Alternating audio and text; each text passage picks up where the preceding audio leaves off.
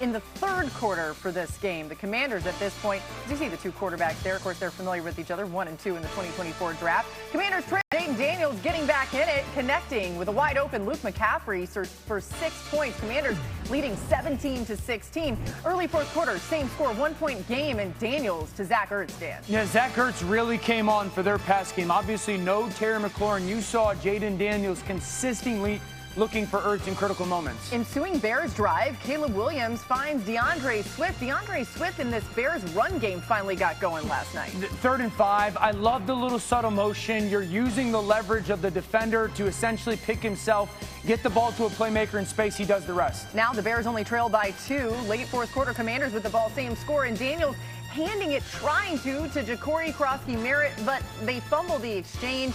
Could have been a slippery ball. Either way, Daniels took ownership of that moment, but a huge opportunity for the Bears. Next Bears possession, trying to make something happen here. Could they get in field goal range? Swift gets the carry, the big gain, and now they are in field goal range. Jake Moody, who just joined the team, he's got an opportunity to win this thing, and sure enough, Jake Moody nails that kick. The Bears win 25-24. We talked to Caleb Williams after the game, and here's what he had to say about their 3rd straight win in Chicago. That's who we are. We fight. That's what Coach said. You know, we went 0-2 the first 2 games. We tied it back up, went 2-2, and now we're 3-2 because of our fight, because of our, you know, how we face adversity and how we come through and come together. So cool for Jake Moody. The entire night we're like, oh my goodness, is this going to come down to him? And then sure enough, it does. Was it good vibes in there? It was. It was awesome vibes. Yeah. It would have been either way. I mean, maybe not for Commanders fans. But, Sure. Dan, the Bears did find a way to win. They were able to set up that game-winning field goal. Take us through how that happened. Yeah, first of all, the 3rd and 5 conversion was huge when it comes to just play design. And then the understanding of situational football to really get that second run into field goal range. So 3rd and 5.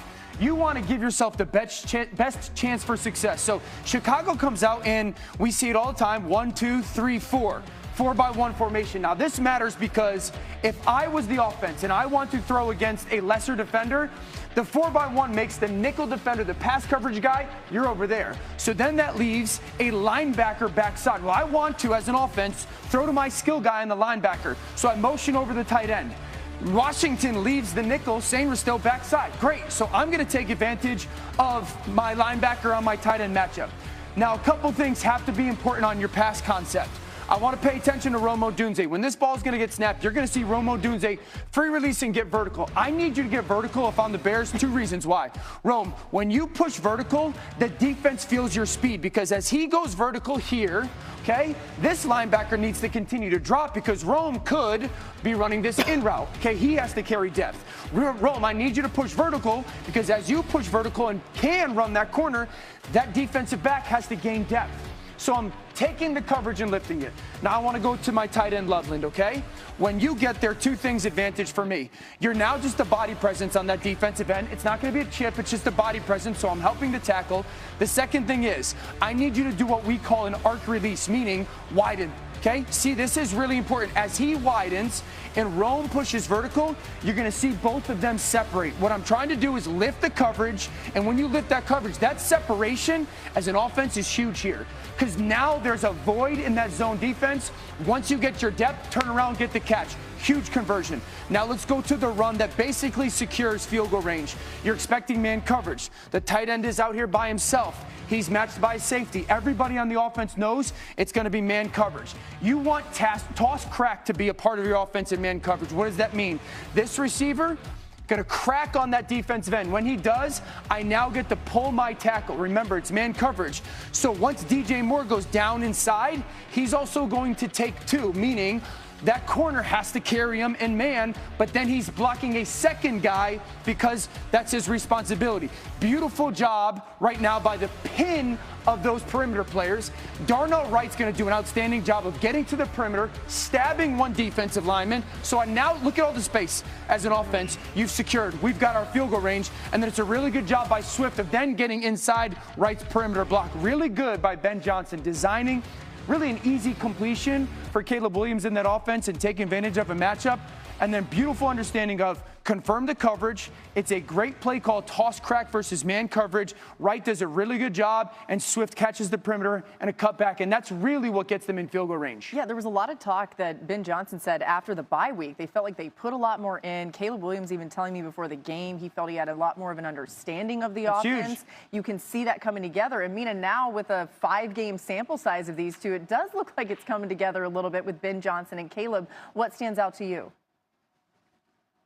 This is the most Lions-y this offense has looked all year long. And it all starts with how they ran the ball. This has not been a good run game for most of this season. They were phenomenal yesterday. DeAndre Swift averaged nearly 5 yards before contact per carry. It was the best of any back in the NFL. Going back and watching the under center outside zone runs, it just finally felt like the offensive line had cohered, because, you know, in outside zone, you got to move together as a unit and move with athleticism and speed. And Dan, like, they were extraordinary, particularly when they ran to right side on the right side. On top of that, and you highlighted this when you pointed out the final play, the toss crack, the perimeter players. Again, Detroit-like, throwing blocks there, clearing lanes for the back. And the other thing I'll note is, again, similar to Detroit, you could feel the backers, the Washington Commanders backers, fearful of play action over the middle of the field, so they were almost hesitant at times to play the run too quickly. These are all things we've seen the Lions do over the last few years forever. This is the first time I felt like watching Chicago. We were seeing it with the Bears as well. I think it's interesting they had the early season bye and that they went into it with 2 straight victories. So you get into the bye week and you can make those adjustments. People are feeling good about where they stand because they won 2 in a row heading into the bye, and they can build on it. You go back to the offseason and training camp when Ben Johnson was installing his program in Chicago. We heard this many times from a lot of different people. He was hard on them. He was hard on Caleb Williams. He was hard on the team during practices. And I think one of the things that came out of that was an understanding that, hey, we're all going through something tough together.